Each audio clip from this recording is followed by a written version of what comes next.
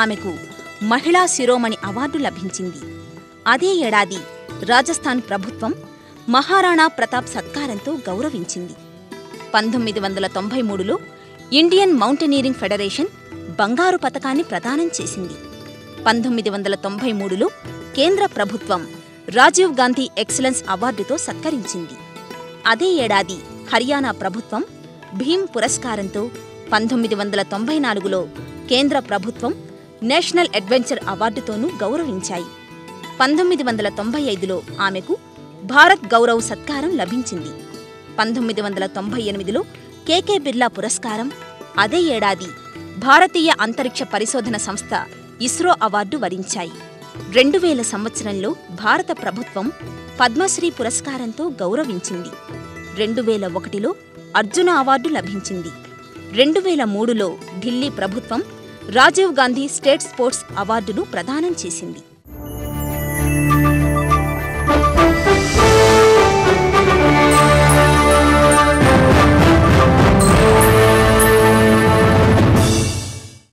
ఉన్నత లక్ష్యాలతో ముందుకు సాగాలనుకునే యువతకు ఆమె ఓ ఆదర్శంగా మారింది. హర్యానా ప్రభుత్వం ఏకంగా గుర్గావ్ ప్రధాన రహదారికి ఆమె పేరు పెట్టింది. मेरी सबसे बड़ी इंस्पिरेशन मेरी जिज्ञासा रही है. నా పర్వతారోహణకి ప్రేరణ నాలోని తపన.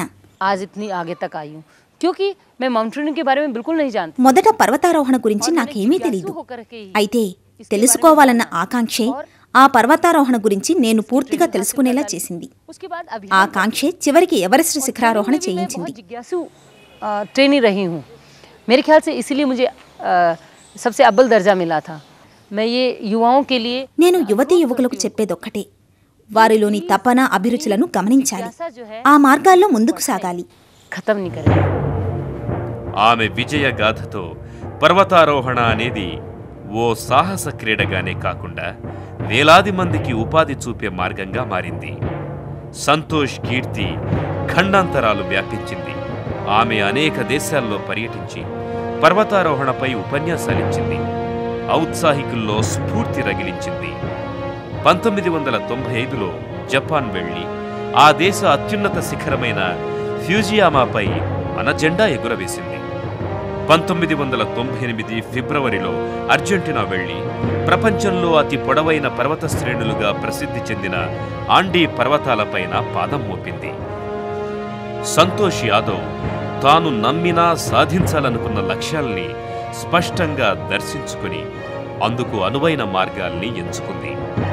స్వశక్తి మీద విశ్వాసంతో, చెక్కుచెదరని ఆత్మసంకల్పంతో విజయానికి మార్గాలేమిటో ఈ దేశానికి చాటింది.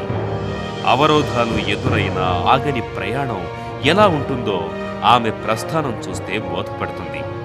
जहाँ तक मेरी पर्सनल लाइफ का सवाल है, मैं बहुत सेटिस्फाई हूँ. నా వ్యక్తిగత జీవితం ఎంతో సంతృప్తికరం. चाहे वह मेरी एजुकेशन में के मामले में था, चाहे वह मेरे माउंटेनियरिंग के क्षेत्र में, నా చదువు, ఉద్యోగం, పర్వతారోహణ, పెళ్లి, పిల్లలు అన్ని విషయాల్లో తృప్తి పడ్డాను. ఏం కావాలో అది పొందాను, ఏం వద్దనుకున్నానో అది వదిలివేశాను. అంది వచ్చిన అవకాశాలను సద్వినియోగం చేసుకున్నాను. मैं बीच में जैसे मैंने बताया कि मेरे उद्देश्य क्लियर होते गए और मैं अपॉर्चुनिटीज लेती गई, तो मैं फुल्ली सेटिस्फाई हूँ. जब मैं छोड़ना चाहती थी नौकरी, उसको मैंने छोड़ दिया. సాహస యాత్రలు మనిషిలో అహంకారాన్ని పారద్రోలి ప్రకృతి చెంత వినయంగా ఉండటాన్ని ప్రబోధిస్తాయని ఆమె వినయంగా పేర్కొంటారు. ప్రకృతిని జయించటం అనే మాటకు బదులు ఈ సృష్టిని సరికొత్త కోణంలో సమున్నత వేదికపై నుంచి సందర్శించటం అనే భావానికి ఆమె ప్రాధాన్యం ఇచ్చారు. పర్వతారోహణలో పాఠాలు నేర్పేందుకు విదేశాల నుంచి ఆమెకు అనేక ఆకర్షణీయమైన అవకాశాలు వచ్చినా వాటన్నిటినీ సున్నితంగా తిరస్కరించారు. తన శక్తియుక్తుల్ని దేశసేవకే వినియోగించుకోవాలని నిర్ణయించుకున్నారు. ఫలితంగా అనేక సంస్థల్లో సభ్యురాలిగా ప్రస్తుతం సేవలందిస్తున్నారు. International youth commission, national adventure foundation లాంటి సంస్థల్లో కీలక భూమిక పోషిస్తున్నారు.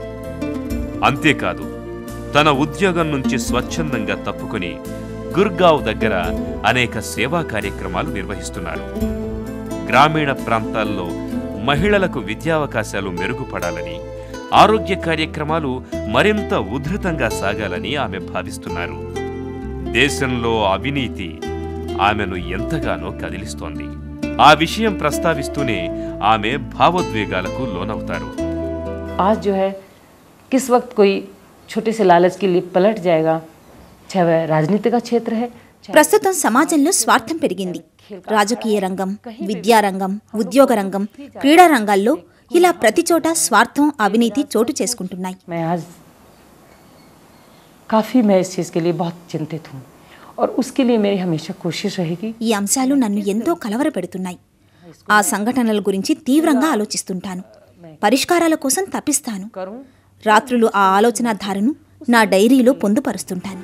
శీతల పానీయాలకు ఆమె వ్యతిరేకి. సంగీతం అంటే ప్రాణం. నిత్యం ఉన్నత లక్ష్యాల వైపు ఆలోచించే ఆదర్శవాది. సాహసాలే శ్వాసగా జీవించే సంతోష్ యాదవ్ తీరిక వేళల్లో పెయింటింగ్స్ వేస్తారు.